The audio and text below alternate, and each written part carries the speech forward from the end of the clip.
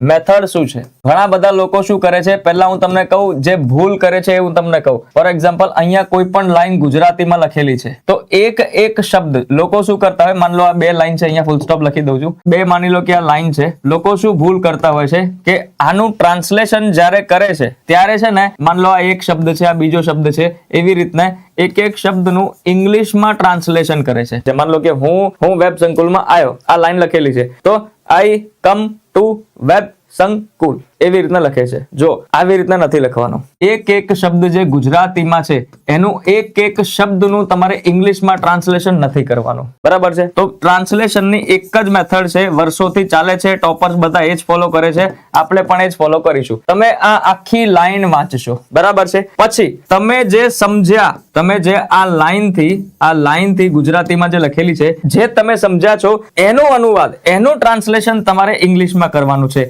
યાદ રાખજો, word to word translation નથી કરવાનું. બસ અહીંયા લોકો ભૂલ કરી જાય, કેમ કે જો તમે વર્ડ ટુ વર્ડ, શબ્દ ટુ શબ્દ ટ્રાન્સલેટ કરશો તો બહુ જ અઘરું પડી જશે અને સેન્ટેન્સ ફોર્મેશનમાં જે કંઈ પણ સેન્ટેન્સ ફોર્મ થવાનું હશે એ સેન્ટેન્સ ફોર્મેશનમાં ભૂલ પડી શકશે, બરાબર?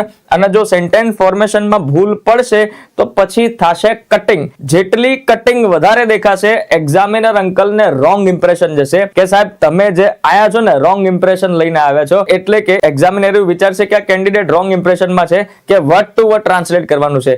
ના, સેન્ટેન્સ આપણે વાંચવાનું, એને આપણે સમજવાનું અને એ જે સમજણ છે એને આપણે ઇંગ્લિશમાં લખવાનું છે. ડન છે? હા. તો એક એક વર્ડ નું ટ્રાન્સલેશન નથી, આ કહી શકો કે એક એક સેન્ટેન્સ નું ટ્રાન્સલેશન છે, બરાબર? આ માઇન્ડસેટ તૈયાર રાખજો.